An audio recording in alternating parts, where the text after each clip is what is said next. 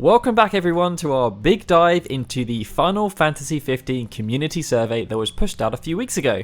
This time around we're going to be looking into what the 2,602 people who took the survey thought about the Final Fantasy XV universe, and we're going to be breaking it down between the different regions around the world and also experience with the franchise.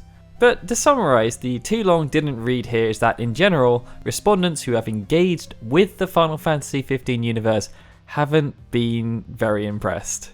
Side note, if you did actually miss the first part of this survey analysis where I run through the differing opinions about the main game between fans of the series and those who are playing Final Fantasy XV for the first time, please make sure to check that out after you've watched this video. Alright, so to provide a bit of context here and explain a bit about why this particular topic is quite pertinent within the survey, we need to take a step back. The concept of polymorphic content was of course first introduced following the merger between Square and Enix. During their initial presentation to investors, Yuichi Wada proposed that original properties could be expanded into movies, books, online titles, mobile titles, and spin-off titles. The guinea pig for this was of course the compilation of Final Fantasy VII, but shortly after it was announced, they also had begun working on the next big dynasty, Fabula Nova Crystallis. To cut down this rather long story into something short, Final Fantasy XV has therefore become the latest example of this strategy, acting as a single property that has ended up spawning an entire universe.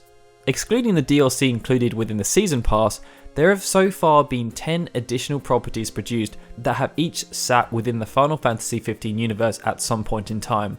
For your reference, these are Episode Dusky, Platinum Demo, Brotherhood, Kingsglaive, Justice Monsters 5, A King's Tale, Judgment Disc, Parting Ways, A New Empire, and King's Knight, Wrath of the Dark Dragon.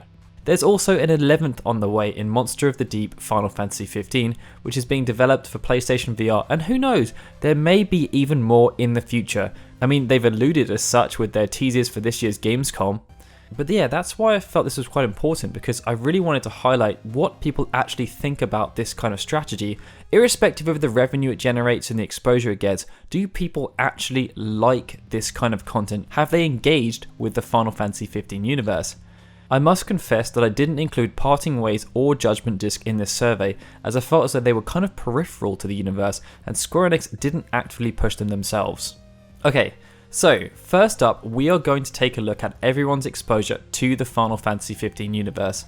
And as you'd expect, out of the entire list of universe properties, Platinum Demo, Brotherhood, and Kingsglaive were the three that people either watched or played more than any other. I say as you'd expect because these three properties clearly received the biggest push from Square Enix, and they were all announced during Uncovered Final Fantasy XV. Kingsglaive was of course revealed with a stunning trailer, and this was then backed up with the presence on stage of Lena Headey and Aaron Paul. Brotherhood had its first episode made available to watch almost instantly on the official Final Fantasy XV YouTube channel, and Platinum Demo was also made available to download on the PlayStation and Xbox stores shortly after the event. It also received a decent focus during the event itself thanks to a demo by Matt Kishimoto. And if we look at how they all fared from the perspective of exposure, we can see that 83.8% of respondents said that they had watched at least one episode of Brotherhood, while 83.6% said that they had watched Kingsglaive. And this is of course supported by the literal numbers. Episode 1 of Brotherhood remains the most watched video on the official Final Fantasy XV YouTube channel, being viewed 2.8 million times.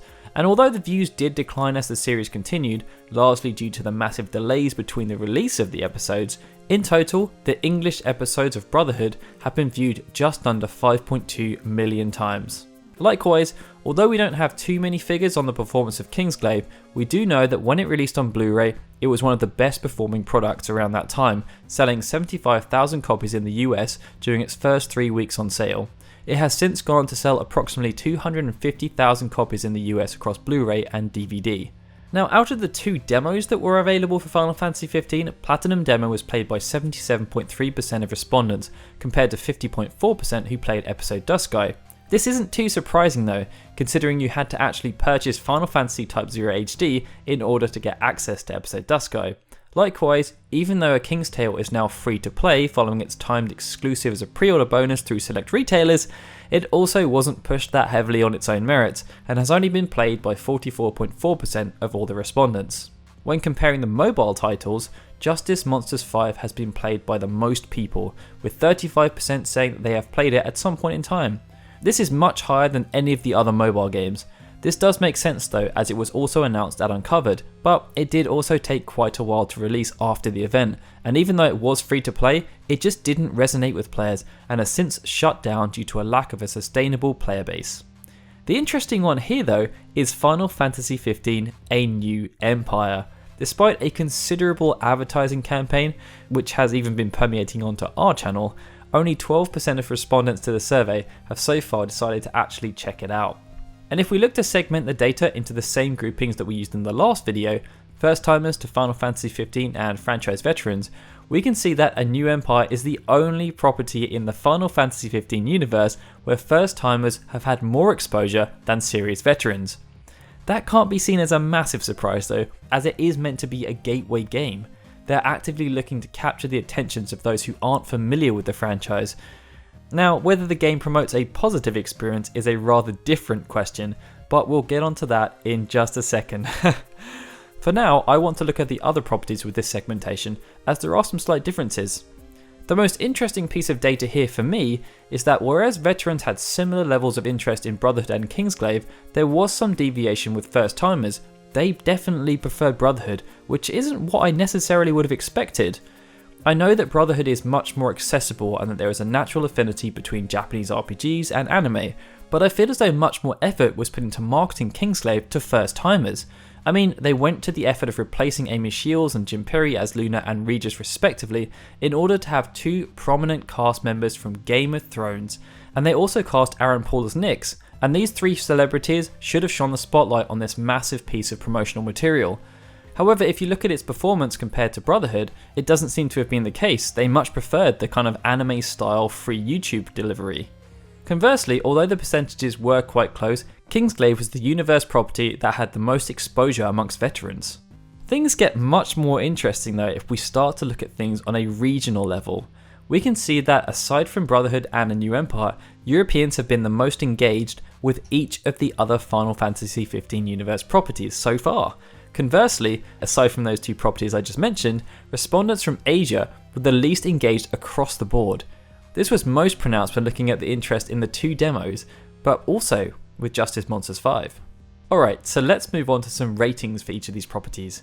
As we saw with Final Fantasy XV, where those who were entering into the franchise for the first time rated every single aspect of Final Fantasy XV higher than the veterans, there's an identical trend here.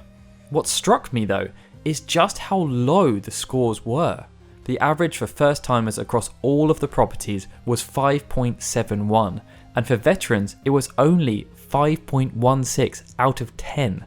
Prominent properties such as Brotherhood and Kingsglaive received decent scores of around 6.5 to 7 from both groups, but there was a clear disdain for the mobile titles, especially Final Fantasy XV: A New Empire, which received on average a score of 2.77 from veterans of the franchise. Of the two demos, there was a marginal preference for Episode Duskai amongst both groups, although veterans were harsher with their scoring for Platinum Demo. If we look at things from a regional perspective, it's a similar story too. Each of the main regions were pretty consistent with their scoring across the various universe properties, with Episode Duskai receiving near identical scores. However, respondents from Asia were the highest scoring, offering an average score of 5.42 compared to 5.26 from Europeans and 5.22 from those in North America. But how do Final Fantasy XV critics compare to Final Fantasy XV fanboys? For this view, I decided to look at scores for those who gave Final Fantasy XV a 1 compared to those who gave it a 10. Now, as you'd expect, those who didn't like Final Fantasy XV at all also weren't too kind on the Final Fantasy XV universe, and those who loved Final Fantasy XV were much more forgiving. But what if we normalize it and see relatively what they liked and didn't like? Well, we can see that amongst both groups, Kingsglaive was the highest rated property, followed very closely by Brotherhood. Haters of Final Fantasy XV then had Episode Duskai next on their list, but after that, their opinions of the Final Fantasy XV universe diminish quite quickly. What I found funny about this, especially given all of the negativity surrounding this game, is that they actually rated Final Fantasy XV A New Empire higher than Justice Monsters 5. They must just really despise that game. In terms of the future of the universe, well, it doesn't look like people are too enthused. I asked people whether they were interested in purchasing Monster of the Deep Final Fantasy XV, and the response wasn't very positive. Now, this could be because there hasn't been a massive amount of uptake for PlayStation VR at this point, but only 11% of veterans said that they were interested in purchasing it. That level of interest would mean that more people will have actually checked out A New Empire than Monster of the Deep, and it would continue the general trend of just a lack of interest in the Final Fantasy XV universe continuing. But then again, who knows? They may announce something really cool at Gamescom that would be way more exciting than either more mobile games or VR spin-offs. We'll just have to wait and see. So that's the second part of my Final Fantasy XV survey analysis complete. Did the results meet with what you were expecting other people to say about the Final Fantasy XV universe? Let me know what you thought about the results in the comments below, and of course if you enjoyed this video, please hit that like button, subscribe to our channel, and share this analysis around. I really want other people to learn about it. For your reference, the next part of my survey analysis will focus on downloadable content, and I'll be looking to get the jump on those official survey results around upcoming content. It will definitely be interesting to see how close the results of this survey are to the official survey. Oh, and if you've been enjoying these videos about the survey, please consider supporting us on Patreon. You can find out more information about it at patreon.com/FFUnion. We are fortunate that these guys have already chosen to support us, and it would be great to see this number keep on growing. Alright guys, this is Daryl signing out. I'll see you next time for more Final Fantasy videos.